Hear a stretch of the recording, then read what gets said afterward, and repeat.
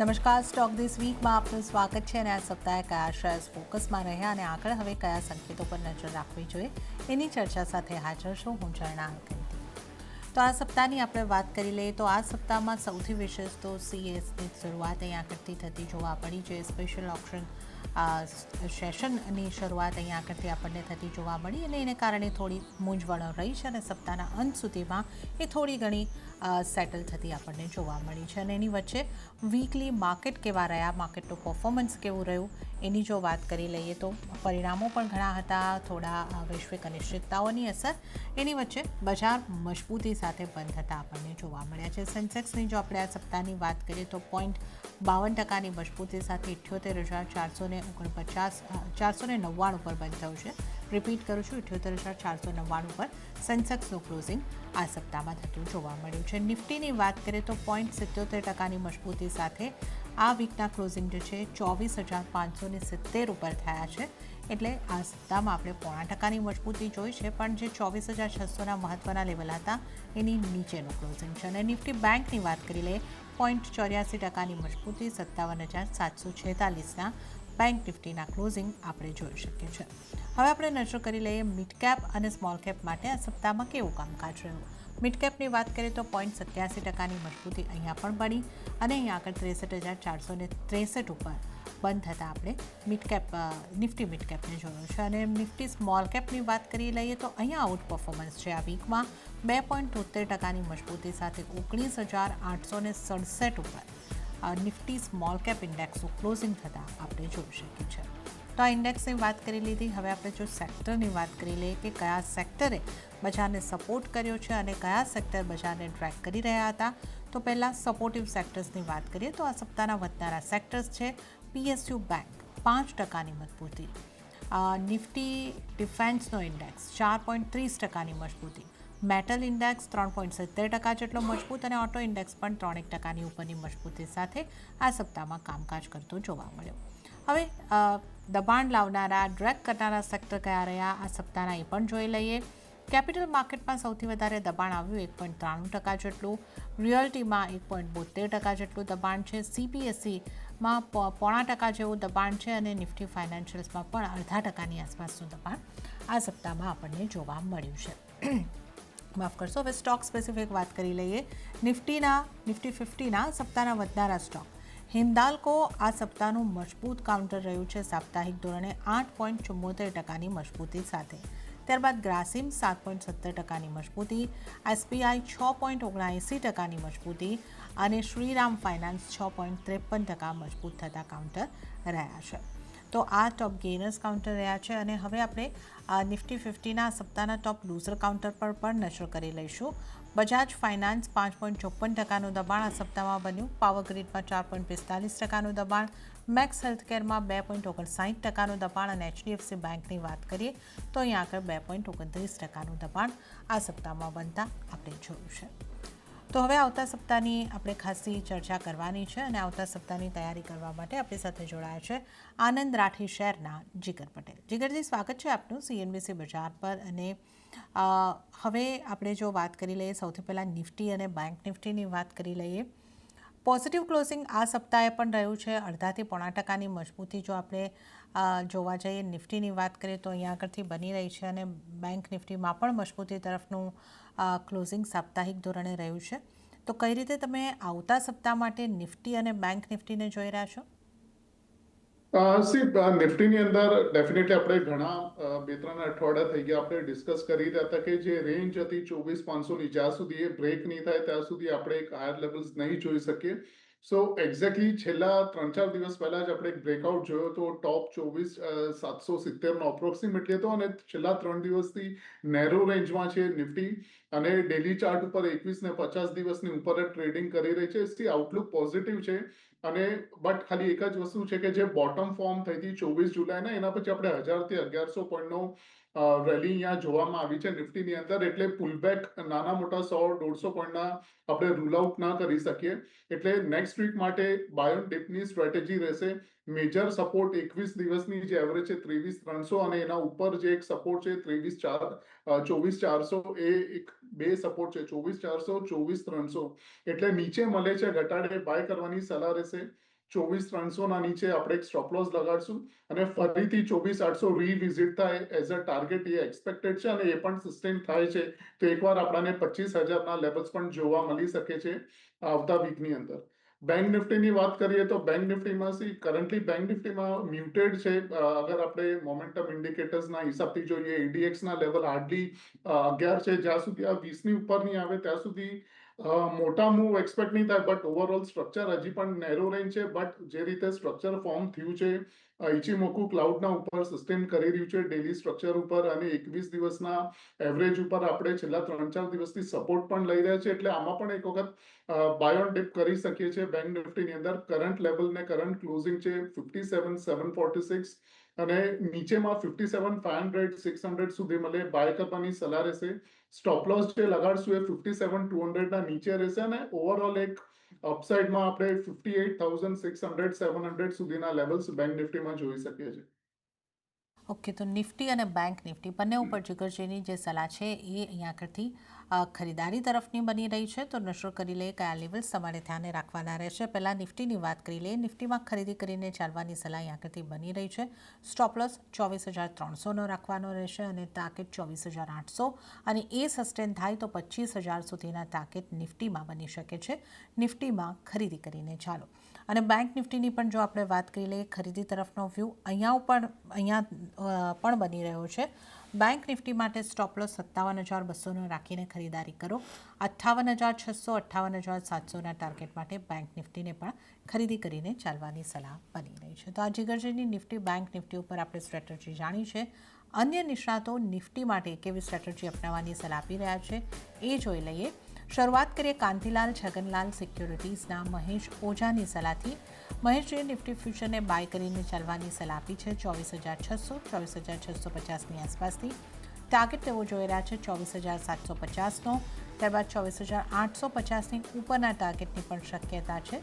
તો 24,480નો stop loss રાખીને ખરીદી કરીને ચાલવાની સલાહ મહેશ ઓઝા તરફથી બની રહી છે. હવે આપણે નજર કરી લઈએ બોનાન્ઝા પોર્ટફોલિયોના વિરાટ જગડની સ્ટ્રેટેજી પર. વિરાટજીએ નિફ્ટીને બાય કરીને ચાલવાની સલાહ આપી છે. ટાર્ગેટ તેઓ જોઈ રહ્યા છે 24,700નો અને સ્ટોપ લોસ 24,500નો રાખવાની સલાહ વિરાટ જગડ તરફથી. તો ત્રણેય નિષ્ણાતો તરફથી નિફ્ટી માટે ખરીદી તરફનો વ્યૂ અહીંયા આગળથી બનતો જોવા મળી રહ્યો છે. હવે જીકરજી આપણી સાથે જોડાયેલા છે એમની સાથે આપણે સ્ટોક સ્પેસિફિક ચર્ચાની શરૂઆત કરીએ. જીગરજી, આજે આપણે મેટલ સેક્ટરથી શરૂઆત કરીએ. નિફ્ટી 50નું ટોપ ગેનર કાઉન્ટર જે છે હિન્દાલ્કોનું અહીંયા આગળથી રહેતું આપણને જોવા મળ્યું છે, જ્યાં 8.74% મજબૂતી બની છે. જેએસડબલ્યુ સ્ટીલ અને ટાટા સ્ટીલ આ બધા કાઉન્ટરમાં પણ મજબૂતી હતી, પણ હિન્દાલ્કોમાં આપણને સારી મજબૂતી જોવા મળી છે અને આ સિવાય નાલ્કોમાં પણ 8%ની ઉપરની મજબૂતી છે. તો હિન્દાલ્કો અને નાલ્કો આ કાઉન્ટરના ચાર્ટ આપને કેવા લાગી રહ્યા છે અને આ બે સિવાય અન્ય કોઈ કાઉન્ટર આ ફોકસમાં રાખવાની તમારી સલાહ બની રહી છે?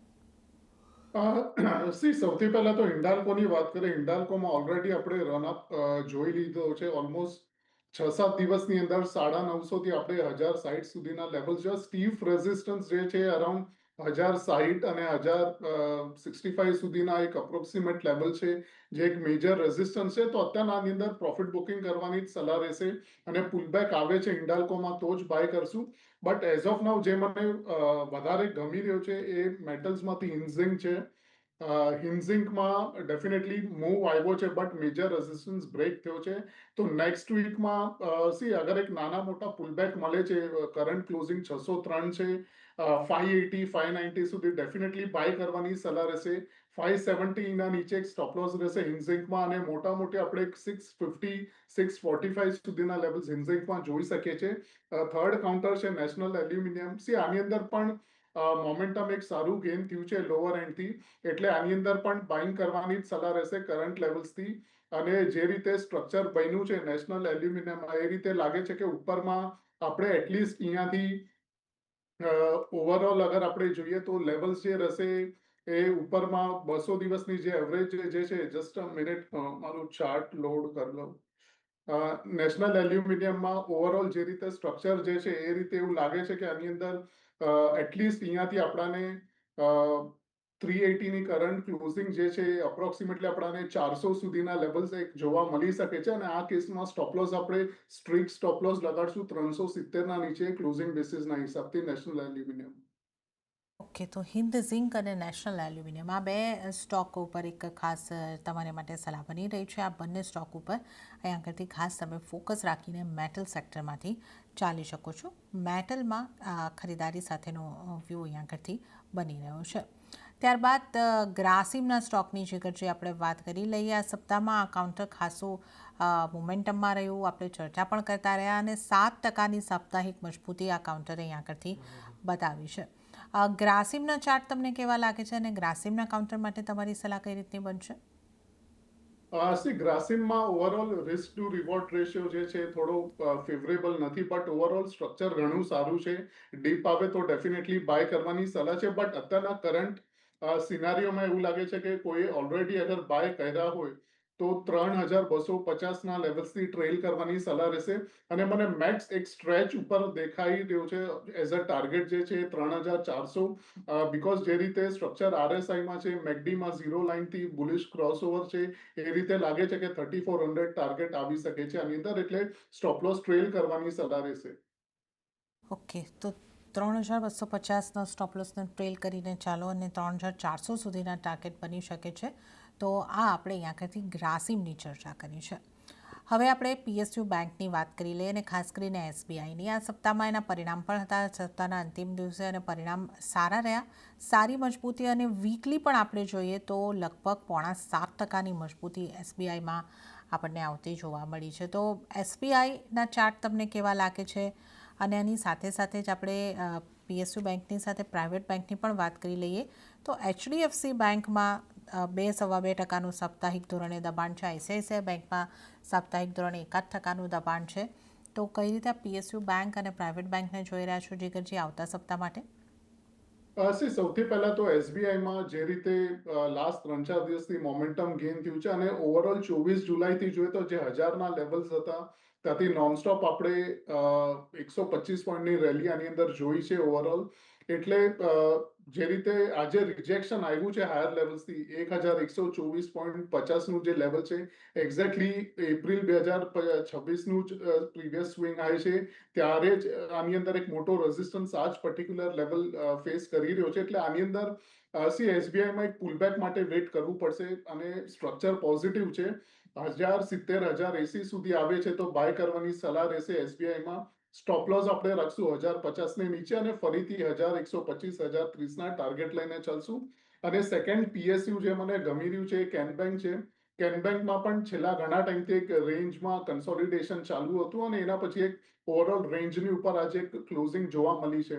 131.95ની અપ્રોક્સિમેટ ક્લોઝિંગ છે, બાય કરવાની સલાહ રહેશે. 126ના નીચે એક સ્ટોપ લોસ લગાડશું, અને ઓવરઓલ આપણે ઉપરમાં 137 138 સુધીના લેવલ્સ જોઈ શકીએ છીએ કેન બેંકમાં.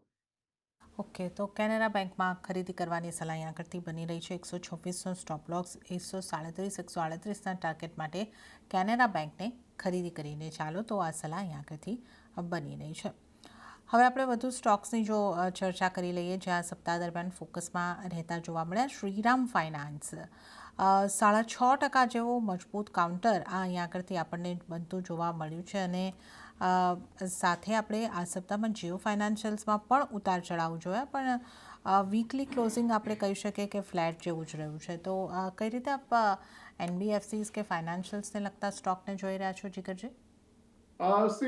સૌથી પહેલા તો શ્રીરામ ફાઇનાન્સમાં સારો મોમેન્ટમ ડેફિનેટલી હતું, બટ ઓવરઓલ હજી પણ એક પુલબેક આવી શકે છે, બીકોઝ છેલ્લા 3-4 દિવસ કે 5 દિવસથી જે તો નોનસ્ટોપ આપણને એક વન સાઇડ મૂવ જોવા મળ્યો છે. તો બાય કરવાની જ સલાહ રહેશે, બટ ડીપ આવે છે 1080 1070 સુધી તો જ આપણે બાય કરશું, અધરવાઇઝ આમાં વેટ એન્ડ વોચ રહેશે. અને ઇનકેસ બાય થાય છે 1080ના લેવલ્સમાં તો 1040નો સ્ટોપ લોસ રહેશે. અને ઓવરઓલ ઉપર આપણે 1200 સુધીના લેવલ્સ એક્સપેક્ટ કરી શકીએ છીએ શ્રીરામ ફાઇનાન્સમાં. જીઓ ફાઇનાન્સની વાત કરીએ તો જીઓ ફાઇનાન્સમાં ટ્રેડિંગ કરવાની સલાહ નથી, બટ ઓવરઓલ પોર્ટફોલિયોમાં એડ કરવા હોય તો આની અંદર મેજર ટર્ન અરાઉન્ડ લોઅર એન્ડ્સથી જોવા મળી રહ્યું છે. ટ્રાયંગલ બ્રેકઆઉટ આપણે જોયું છે વીકલી સ્ટ્રક્ચર ઉપર બ્રેકઆઉટ પ્રીવિયસ વીકમાં જ આવેલો, એટલે કરંટ લેવલ્સથી ઇવન 250 કે 245 સુધી મળે તો પણ બાય કરવાની સલાહ રહેશે જીઓ ફાઇનાન્સમાં. 230 ના નીચે એક સ્ટોપ લોસ રહેશે અને ઓવરઓલ 2 થી 3 મહિનાની અંદર આપણે એટલીસ્ટ 300 સવા 300 સુધીના ટાર્ગેટ જીઓ ફાઇનાન્સમાં જોવા મળી શકે છે. આપની પસંદગીના સ્ટોક જાણી લઈએ તો આપના ટ્રેડિંગ કોલ્સ કયા રહેશે? ટ્રેડિંગ કોલ્સમાં સૌથી પહેલા તો જીએમડીસી ની વાત કરીએ. જીએમડીસીમાં એક ઘણા ટાઈમથી કરેક્શન ચાલી રહ્યું હતું અને રિસેન્ટલી એક બોટમ આઉટ લેવલ્સ જે છે 550 570 ના લેવલ્સ ઉપર જે પ્રીવિયસ ડિમાન્ડ ઝોન હતો ત્યાં આગળ એક ટ્રેન્ડલાઇન ફોલિંગ ટ્રેન્ડલાઇન બ્રેકઆઉટ પણ જોવા મળ્યો છે અને વીકલી સ્ટ્રક્ચર ઉપર કન્ટિન્યુઅસલી જે ઇચિમોકુ ક્લાઉડ ઉપર ફ્લેટ લાઇન છે ત્યાં સપોર્ટ પણ જોવામાં આવ્યો છે અને એનાથી પણ ઇમ્પોર્ટન્ટ વસ્તુ એ છે કે જે આરએસઆઈમાં સ્ટ્રક્ચર બન્યું છે ડેલી ચાર્ટ ઉપર ઇન્વર્સ હેડ એન્ડ શોલ્ડરનો બ્રેકઆઉટ આરએસઆઈમાં આવ્યો છે, એટલે એક્સપેક્ટેડ એ છે કે 1 થી 2 દિવસમાં આપણાને એક મોટો મૂવ પ્રાઇસ એક્શનમાં જોવા મળી શકે છે. જીએમડીસી બાય કરવાની સલાહ રહેશે કરંટ લેવલ્સથી. સ્ટોપ લોસ આપણે 560 ના નીચે ક્લોઝિંગ બેસિસના હિસાબથી લગાડશું અને 640 સુધીના લેવલ્સ જીએમડીસીમાં એક્સપેક્ટેડ છે. અને નેક્સ્ટ સ્ટોક છે હિન્ઝિંગ છે, આપણે ડિસ્કસ કરી ચૂક્યા છે હમણાં હિન્ઝિંગમાં પણ એક મોટી એક સારો સ્ટ્રક્ચર બ્રેકઆઉટ જોવા મળ્યો છે. છેલ્લા 5 વીકથી એક રેન્જ બાઉન્ડ ટ્રેડિંગ હતી 550 નીચે ઉપરના લેવલ્સ અને નીચેમાં 520, અને વીકલી ક્લોઝિંગ જોઈએ તો અરાઉન્ડ 11.8% નો એક મોટો મૂવ આમાં જોવા મળ્યો છે અને એના જ સાથે જેટલા 6 થી 8 વીકના પ્રીવિયસ સ્વિંગ હાઈ હતા એ પણ બ્રેક થયા છે.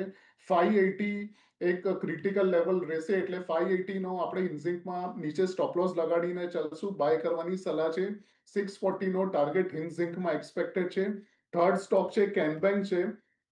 ઇવન કેનબેંકમાં આપણે હમણાં ડિસ્કશન કર્યું, કેનબેંકની અંદર પણ એક પીએસયુ બેંકનું આખું જે પેક છે એની અંદર સૌથી વધારે સ્ટ્રોંગ સ્ટ્રક્ચર વાઇઝ આ જોવા મળી રહ્યો છે.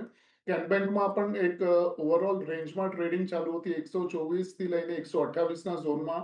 ઓવરઓલ ઉપરમાં આજે એક ગઈકાલના પર્ટિક્યુલર સેશનમાં એક બ્રેકઆઉટ જોવા મળેલો અને ઓવરઓલ જે આરએસઆઈ નું પ્લેસિંગ જે છે ડ્યુરિંગ ધ કન્સોલિડેશનની જે આપણે વાત કરી 40-45 ના લેવલ્સ મેન્ટેન હતા. આરએસઆઈ પણ પ્રીવિયસ મેજર સ્વિંગ હાઈ 51 નો કાઢી દીધો છે અને 60 ના ત્યાં સસ્ટેન કરી રહી છે, એટલે આમાં પણ એક સારો મૂવ એક્સપેક્ટેડ છે કેન બેંકની અંદર.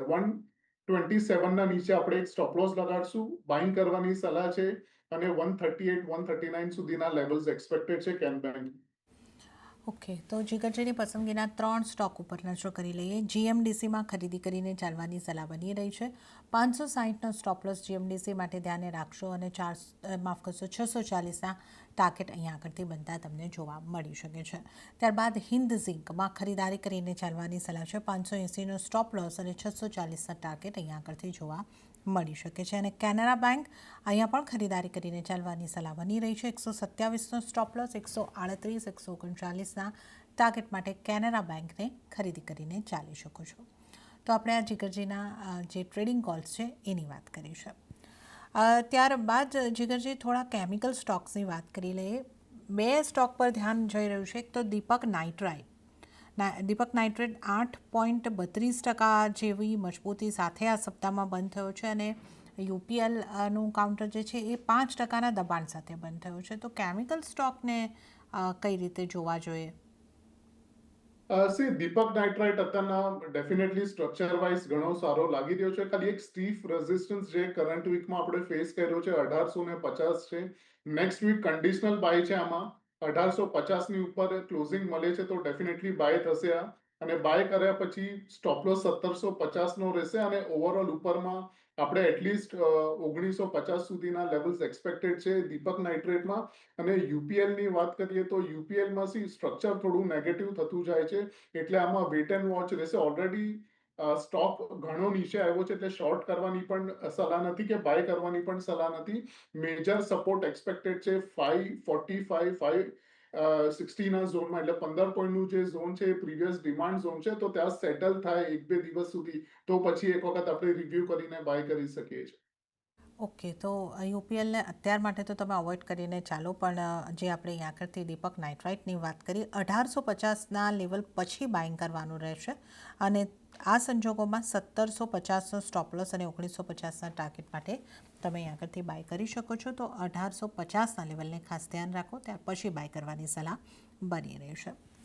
ત્યારબાદ વધુ થોડા સ્ટોક્સની જો આપણે અહીંયા આગળથી ચર્ચા કરી લઈએ, તો આ સપ્તાહમાં આપણે જે ખાસ કરીને થોડા દબાણ તરફના કાઉન્ટર રહ્યા છે. બીએસસીના કાઉન્ટરમાં પણ આ સપ્તાહમાં આપણને દબાણ જોવા મળ્યું છે, 5% ઉપરનું દબાણ સાપ્તાહિક ધોરણે. અહીંયા જીગરજી તમારી સલાહ કઈ રીતે બનશે? બીએસસીમાં અગેન સ્ટ્રક્ચર ઘણું નેગેટિવ થતું જાય છે. ઓલમોસ્ટ છેલ્લા 1.5-2 મહિનાથી લોઅર લો સ્ટ્રક્ચર બીએસસીમાં બને છે.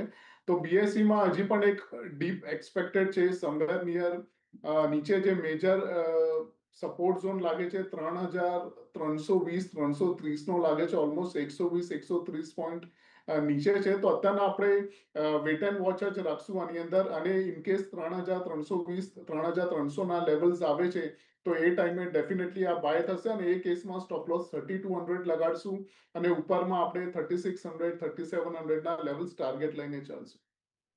ઓકે, તો આપણે અહીંયા આગળથી ખાસ કરીને ચર્ચા બીએસસીની કરી છે, જ્યાં આપણને આ સપ્તાહ દરમિયાન દબાણ જોવા મળ્યું છે. પાવર ગ્રીડના સ્ટોકને પણ આપણે ડિસ્કસ કરી લઈએ. ત્યાં પણ લગભગ 4.5%ની આસપાસનું વીકલી બેસિસ પર દબાણ બનતું જોવા મળ્યું છે. પાવર ગ્રીડનો ચાર્ટ તમને કેવો લાગે છે અને આ સ્ટોક માટે તમારી સલાહ જીગરજી કઈ રીતની બનશે? પાવર ગ્રીડ અગેન ઘણું સ્લો મૂવર છે. ખાલી 2-3 દિવસથી આપણે એક મોટી મોમેન્ટમ જોઈ છે ડાઉનસાઇડમાં, બટ સારી વસ્તુ એ છે કે જે બુલિશ ગેપ હતો ફેબ 2026 નો, એ આજે ક્લોઝ થયો છે. ગેપ ડાઉન ઓપન હતું અને એક્ઝેક્ટલી ગેપ ક્લોઝ કર્યો છે આ જ પર્ટિક્યુલર લેવલમાં 270-273 ના અપ્રોક્સિમેટ ઝોનમાં. આ લેવલ્સની ટ્રેડિંગની સલાહ નથી, બટ પોર્ટફોલિયોમાં એડ કરવા હોય તો ગ્રેજ્યુઅલી આપણે આ લેવલ્સથી 265 ના ઝોન સુધી કરી શકીએ છીએ, અને ઓવરઓલ 2-3 મહિનાની અંદર આપણે 290-295 સુધીના લેવલ્સ એક્સપેક્ટ કરી શકીએ છીએ. ઓકે, તો આપણે આ પાવર ગ્રીડની પણ વાત કરી, અને આ ઉપરાંત એક દેવ્યાની ઇન્ટરનેશનલનો સ્ટોક છે, સાપ્તાહિક ધોરણે 18%ની ઉપર મજબૂત થયો છે. જ્યુબિલન્ટ ફૂડ પણ આ સપ્તાહમાં આપણે ખાસ ફોકસમાં રહેતો જોયો છે. ઉતાર ચઢાવના મૂવ્સ અહીંયા પણ જોવા મળ્યા છે. તો આ સ્ટોક્સમાંથી આપની કોઈ સલાહ બનશે જીગરજી? દેવ્યાનીમાં અગેન સલાહ બાઇંગની નથી, બીકોઝ વન સાઇડ આપણે મોમેન્ટમ જોઈ છે અને આજે એક્ઝેક્ટલી રેઝિસ્ટન્સના પાસે જ ક્લોઝ થયો છે. વીકલી ક્લોઝિંગ જોઈએ છે અરાઉન્ડ 135 એપ્રોક્સિમેટલી છે. તો આની અંદર નેક્સ્ટ વીક એક પુલબેક ડેફિનેટલી આવે છે, અને ઇનકેસ પુલબેક આવે છે તો જ આપણે બાય કરશું. 128-127 ના ઝોનમાં આવે છે તો જ બાય થશે, અને એ કેસમાં સ્ટોપ લોસ આપણે 119 ના નીચે રહેશે, અને ઓવરઓલ ઉપરમાં આપણે 142-143 ના લેવલ્સ એક્સપેક્ટ કરી શકીએ છીએ. સેકન્ડ સ્ટોક છે જુબિલન્ટ ફૂડ. જુબિલન્ટ ફૂડમાં પણ સિમિલર કાઇન્ડ ઓફ સ્ટ્રક્ચર છે. ઇવન 2 દિવસ પહેલા જે રેઝિસ્ટન્સ હતો ત્યાંથી જ આપણે રિજેક્શન જોયું 492-493 ના લેવલ્સ. તો આની અંદર એટલીસ્ટ પાર્શિયલ પ્રોફિટ બુકિંગ કરવાની સલાહ રહેશે, અને વેટ એન્ડ વોચ કરીએ કે એક પુલબેક આવે આની અંદર. ઓકે, તો થોડી વેટ એન્ડ વોચ કરીને ચાલવાની સલાહ છે, અને જણાવેલા લેવલ્સનું ખાસ ધ્યાન રાખવાનું તમારે આ બંને સ્ટોકની અંદર રહેશે. તો આપણે દેવ્યાની ઇન્ટરનેશનલ અને જે ખાસ કરીને જ્યુબિલન્ટ ફૂડની પણ વાત કરી છે. અને આ સાથે જ હાલ જીગરજી સમય થઈ રહ્યો છે આપની પાસેથી રજા લેવાનો, તો આપના કોઈ ડિસ્ક્લોઝર? આપણે જે પણ સ્ટોક્સ ડિસ્કસ કર્યા, જીએમડીસી, હિન્ઝિંક અને કેનબેંક, અમે ઓલરેડી ક્લાયન્ટને રેકમેન્ડ કર્યા છે. એમાંના મારી કે ના કોઈ એસોસિએટની પોઝિશન છે. Thank you for having me on the show. જી જીગરજી, આપનો ખૂબ આભાર અમારી સાથે આ શો પર જોડાવા બદલ અને તમામ સ્ટોક્સ અંગે ચર્ચા કરવા બદલ. અને આ સાથે જ હાલ સ્ટોક ધીસ વીકમાં આટલું જ. હાલ મને પણ આપશો રજા, પણ વધુ અપડેટ અને સમાચારો માટે આપ જોતા રહો CNBC ગુજરાત. નમસ્કાર.